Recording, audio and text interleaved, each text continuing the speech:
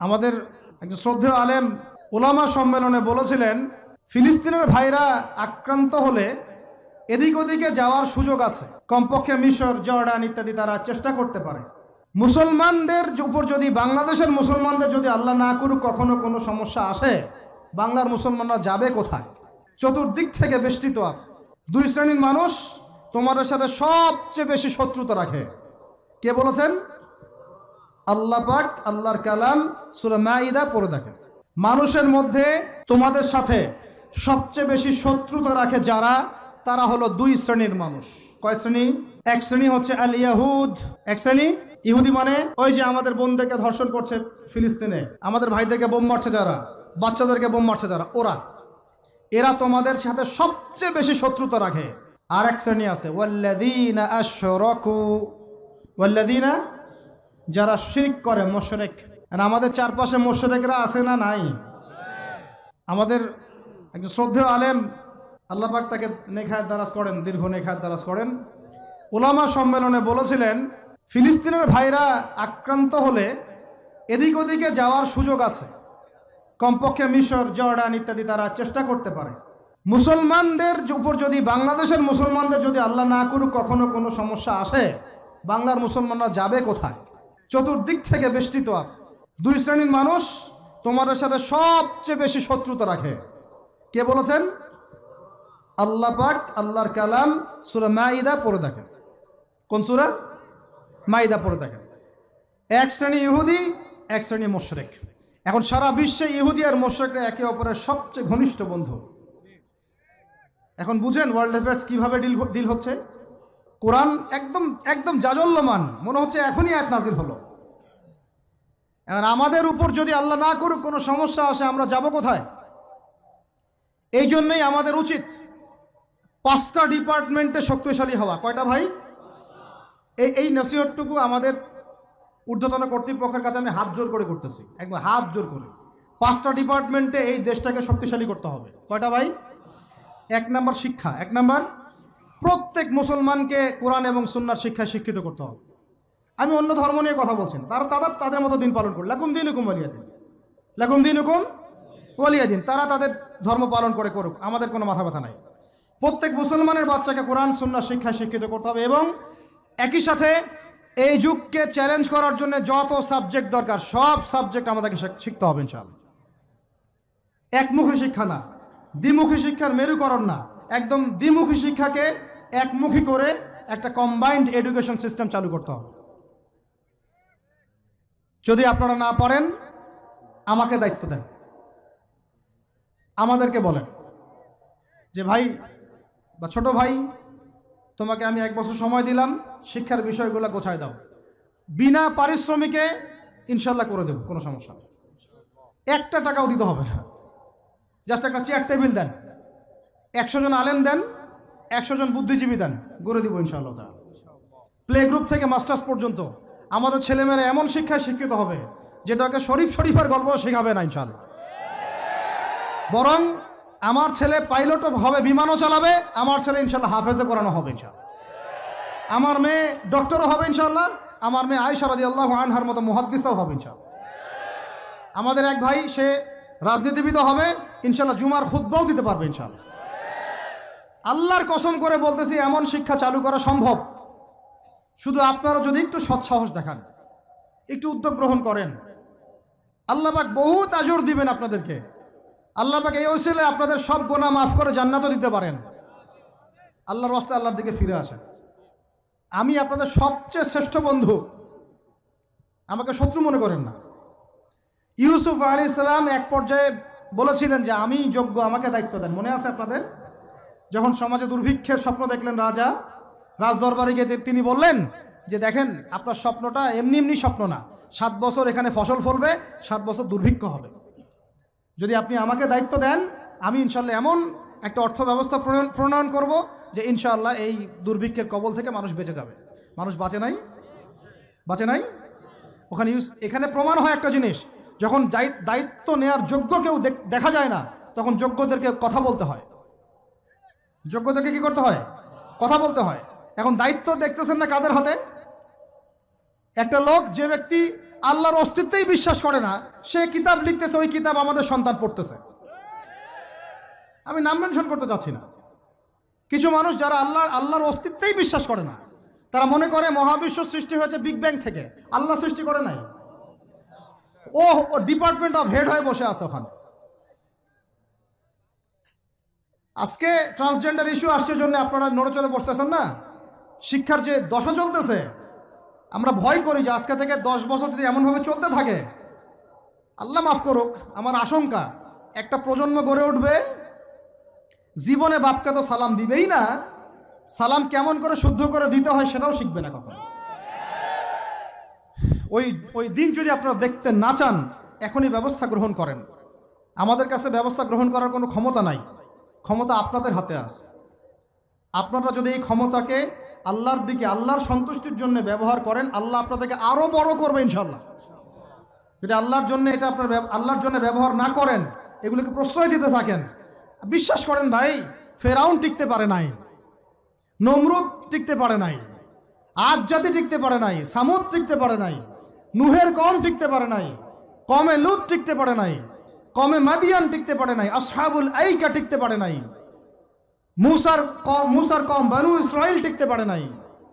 আমরা কোন ক্ষেত কি মূলা, আমরা কোত্থেকে আসলাম? আমরা এগুলো চালাই যাবো, আল্লাহ পাক আমাদেরকে একদম জান্নাতুল ফেরদৌস দিবেন এমনটা মনে করছেন? হাদিস কত চমৎকার, কত সুন্দর হাদিস। লাউ ইয়াহদি আল্লাহু বিকা রাজুলান ওয়াহিদান খায়রুল লাকা মিন হুমুরিন নাম। তোমার দ্বারা যদি একটা মানুষও আল্লাহর দিকে ফিরে আসে, আল্লাহওয়ালা হয়ে যায়, লাল উট কুরবানি করার চেয়ে বেশি নেকির কাজ। তোমার একটা দাওয়াতে যদি মানুষ আল্লাহর দিনের দিকে ফিরে আসে, ওই আমলকারীর সব নেকি তুমি পাবা। যদি যে আমরা প্রাইমারি লেভেলেই ক্লাস 1 থেকে 5 পর্যন্ত যে সময়টুকু, এই সময়টুকুর মধ্যে আমাদের বাচ্চাদেরকে কোরআন তেলাওয়াত করা বাধ্যতামূলক করে দিলাম, সিলেবাসভুক্ত করে দিলাম, ওই নেতার উপর আল্লাহ রহম করবে ইনশাআল্লাহ। সেই নেতা কোথায়, কে আছে সেই সাহসী নেতা? আমি আপনাদেরকে বলি যারা রাজনীতি করেন, কারণ আমার সাথে আপনাদের কোনো শত্রুতা নাই, আর আমি আপনার শত্রুও না, বরং বন্ধু। আপনারা যারা রাজনীতি করেন, এমন একটা নেতা খালি বের করে দেন, এমন একটা নেতা হয়ে যান খালি ওমরের মতো। আল্লাহ পাক তৌফিক দান করেন আপনাদেরকে, যে আপনারা যদি কোরআন শিক্ষাটাকে বাধ্যতামূলক করে দেন, নবীর হাদিস শিক্ষাগুলোকে বাধ্যতামূলক করে দেন, সিরাত নবীর জীবনী চর্চাগুলোকে বাধ্যতামূলক করেন উচ্চ মাধ্যমিক লেভেলে, দেখবেন এই ছেলেপেলেগুলো আর ওই ইয়াবাখোর হবে না ইনশাআল্লাহ। এরা ওই টিকটক, ফেসবুক আর পাবজি, ফ্রি ফায়ার নিয়ে পড়ে থাকবে না। এরা কিশোর গ্যাংয়ে যোগ দিবে না, এরা জেনা করবে না ইনশাআল্লাহ। এগুলো আপনি ঠেকাতে পারবেন না তো, জেনা ঠেকাতে পারবেন না এখন আপনি। এরা ফ্রি মিক্সিংয়ে চলে গেছে, সবার ফোনে ফোনে পর্ন দেখতেছে। ওরা বাচ্চাদেরকে ধরে ধরে রেপ করতেছে। এখন ছেলে মেয়ের আদমশুমারি যদি করতে পারেন, একটা কুমারিত্ব শুমারি করে দেখেন, 18 বছরের সতীত্ব নাই, 21 বছরের কম কত ছেলে সতীত্ব নাই, আপনি টেস্ট করে দেখতে পারবেন। এই হলো সমাজের অবস্থা।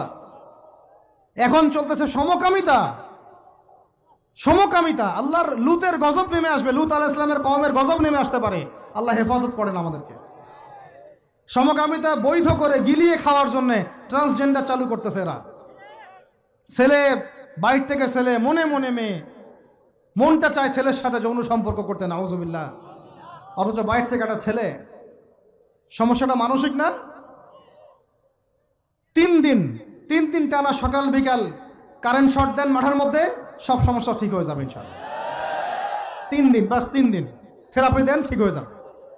এগুলো প্রমোট করতেছে মিডিয়াতে বিভিন্ন নাটক দেখাচ্ছে, এগুলো দিয়ে ফেসবুকে এরকম ক্লিপ দেখানো হচ্ছে, মানুষ লিখতেছে, অধিকার চাচ্ছে। কোন যুগে আসলাম রে ভাই?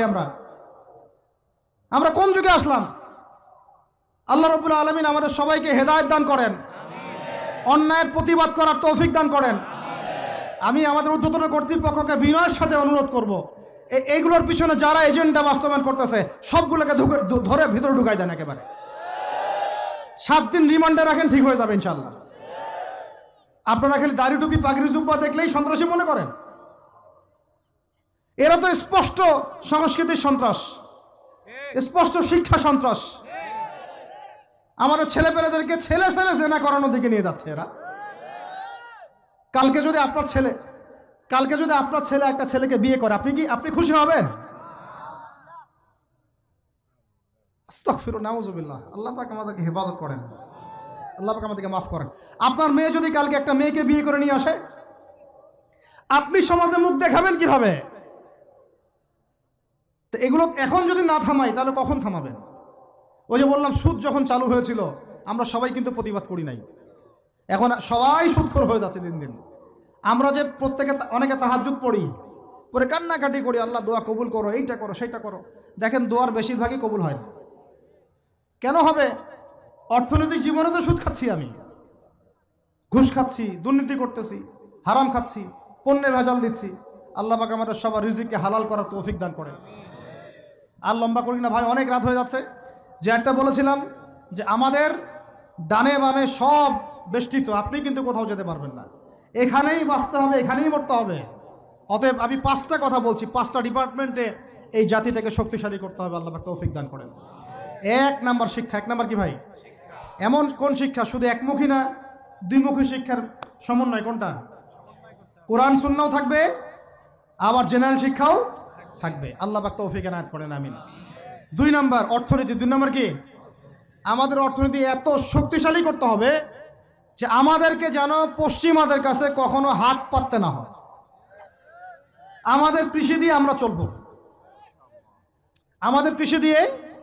চলবো, ইনশাল্লাহ। আমাদের যাকাত ভিত্তিক অর্থনীতি দিয়ে আমরা চলবো ইনশাল্লাহ। আমাদের সত্যি এটা সোনার বাংলা, এটা সত্যি সত্যি সোনার বাংলা। আমাদের জমিতে এমন কোনো ফসল নাই ফলে না, তাই না ভাই?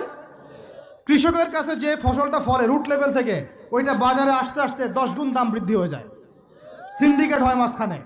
এগুলো বন্ধ করলে আমাদের উৎপাদন খেয়ে আমরা শেষ করতে পারবো না। আমাদের যে পরিমাণে ইলিশ মাছ হয় এটা আমরা খেয়ে শেষ করতে পারবো না।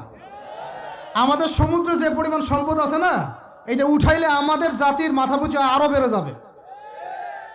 মাটির তলে গ্যাস আছে, আর যেখানে গ্যাস আছে তার মানে কি জানেন? তার মানে তার নিচে তেল আছে। আজকার কালো তেল পাওয়া যাবে, আর তেল পাওয়া গেলেই দেখবেন আমেরিকা এসে আঁকড়া কাটছে। ওদের কাজই এটা। তখন বলবে যে, তখন যেই সরকারে থাকুক বলবে সরকার ভালো না, ওখানে গণতন্ত্র কায়েম করতে হবে, আমাদেরকে যাইতে হবে। উদ্দেশ্য কিন্তু সরকার না, উদ্দেশ্য কি? তেল। এটাই তেল চোর, সারা বিশ্বের তেল চোরেরা। আর এই তেল নিয়ে নিয়ে নিয়ে নিয়ে কি করেছে জানেন না আপনারা? এগুলো বলতে গেলে অনেক কথা।